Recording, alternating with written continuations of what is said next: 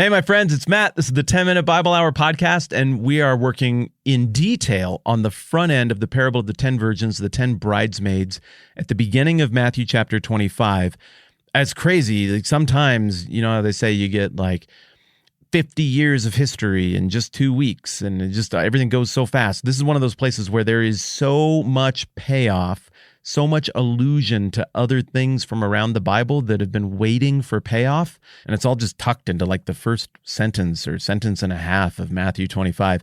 So yeah, we are lingering here a little bit, but we're doing it for a reason, and I think that what we're going to find is that as we do this background work on this parable of the 10 bridesmaids or 10 virgins, what we're going to discover is that this whole parable just neatly falls into place once we've got that, and I think it is a very important payoff. So we're going to keep working on that. If you didn't listen to yesterday's episode, you're going to want to, because it's going to make all of this go. Jeff's got a little thing that he does in the music, and then we're right back into it.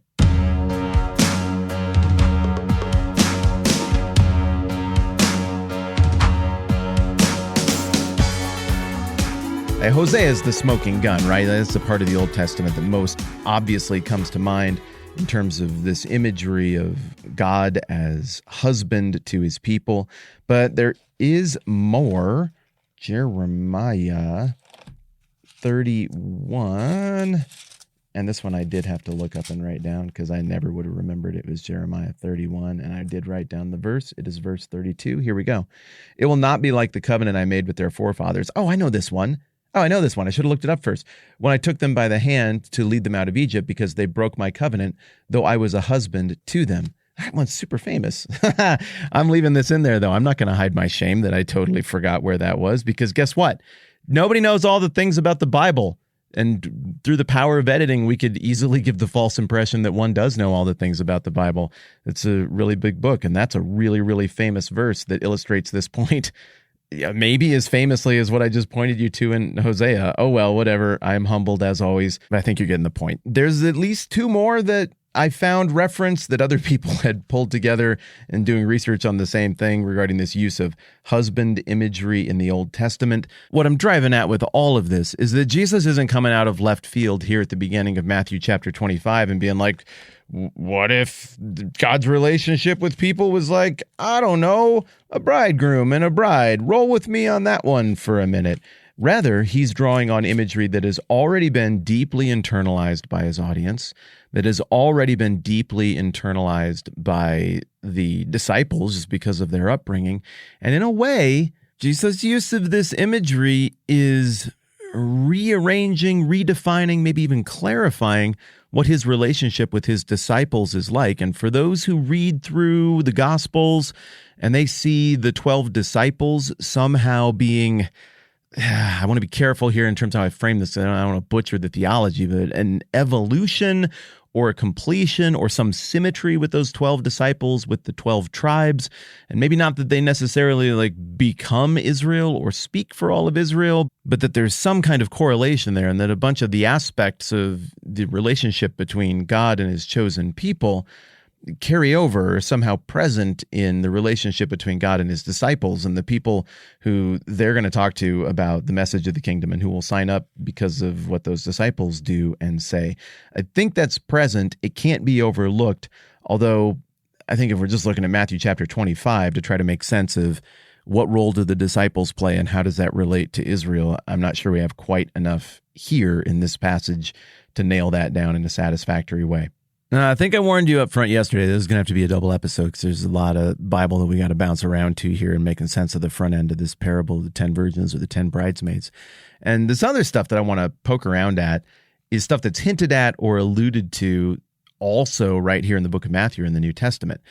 And the first thing that I think bears mentioning is just one more reminder that chapter 25 is definitely a continuation of the thoughts in chapter 24. Because you remember back in 24, when Jesus was like, all right, you got what you need to know about when the Son of Man is going to come back. There might be like some little delays or wrinkles in there, but basically you can tell when it's getting close because of how fig trees are.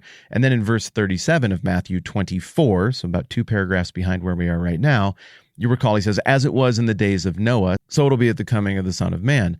For in the days before the flood, remember this part? People were eating and drinking, marrying, and given in marriage up to the day Noah entered the ark.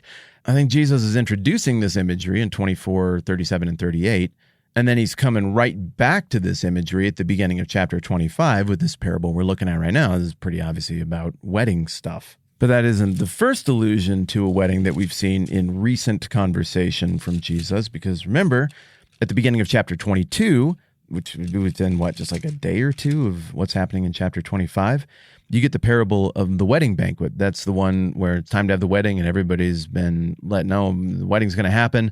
And people are like, I got some stuff I got to do. I have to take my bird to the vet. I don't think that makes sense for me right now. And then the master of the house, when the servants come back, they're like, nobody's coming to your wedding. I'm super sorry. The master's like, fine. We'll go out to the highways and byways, go to the street corners. We're having a wedding one way or another. We're going to celebrate it, bring them in. And then everyone's compelled to come in and have a wedding banquet. Like, this is happening. But also remember that that's where we get the allusion to the wedding crashers, the people who came in and did not maybe accept the wedding attire that was offered, or maybe they were expected to somehow come up with their own wedding attire because of the financial benefit that would come from getting to attend this wedding. They were expected to be able to understand that this would be a good investment of whatever resources they could scrounge up, and they didn't. And I know that part of the text isn't clear as to why some people didn't have the gear on and why this was such an offense, but it was. And it ends with the master being like, no, you don't understand the wedding. You're not here for the right reasons. You're not getting it. You got to leave the wedding. But there's still more recent references to weddings and marriages and things like that. Remember the marriage at the resurrection question that happens also in chapter 22, where the Sadducees come up and they're like, oh, okay, so say there's this lady and she just starts marrying brothers, and one at a time they all die, and then they're all dead, and they all go to this afterlife that you imagine happens. Jesus, who's she married to there? And they're trying to point out that the whole thing is going to be ridiculous. You recall that Jesus kind of pivots off of that to be like, well, God's the God of the living. You're trying to make fun of the idea of resurrection and eternal life, but that is definitely a value of the kingdom, and it's definitely a thing that my Father does. My point is, I don't think it's an accident here that throughout the Old Testament, we have this motif, this recurring pattern of God characterizing himself as a husband to Israel or as a bridegroom. It's always expectant, this language in the Old Testament, like something is coming. Then in Matthew chapter 5:17, Jesus indicates right at the beginning of everything that he's saying about everything and introducing himself in this kingdom, he's like, hey, I'm here to fulfill all the stuff that happened before. I didn't come to abolish it. I'm here to complete it. In other words, if we apply that to this motif of the bridegroom, the wedding stuff in the Old Testament, then what Jesus would be in part fulfilling would be that. Like, it's wedding time. Like, we're headed toward the culmination of that long betrothal. We're getting toward the point where that goes from something we anticipate to something that's going to happen.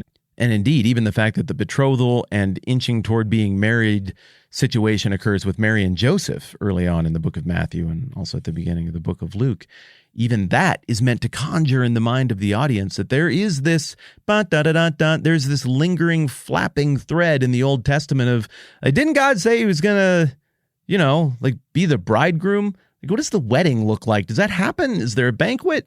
Like, it seems like the engagement has gone on for a really long time and it's been really rocky. What's the plan there? What's the long-term thing?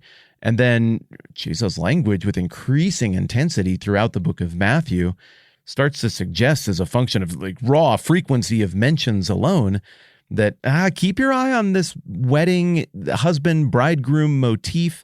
That is going somewhere. In my heart, I feel like yesterday I was saying two-part episode at the beginning of all of this. No, it's going to be a three-part episode because I got more that I want to cover. Because I do not yet think we are properly set up for total success in Matthew chapter 25. And so we're going to need another day on that. I am going to hit pause there. And on the way out the door, I'm going to say thank you again to everyone who's taken the time to leave a review on one or even multiple podcast apps. Dang, that helps. What an amazing thing. Thank you so much for doing that. I mean, the kind words are awesome, but even the greater concern is I just want to include more people in our conversation, and that is like the best way to make it happen. So thank you for that. Reviews or not, I appreciate every single one of you. I'm Matt. This is the 10-Minute Bible Hour podcast. Let's do this again soon.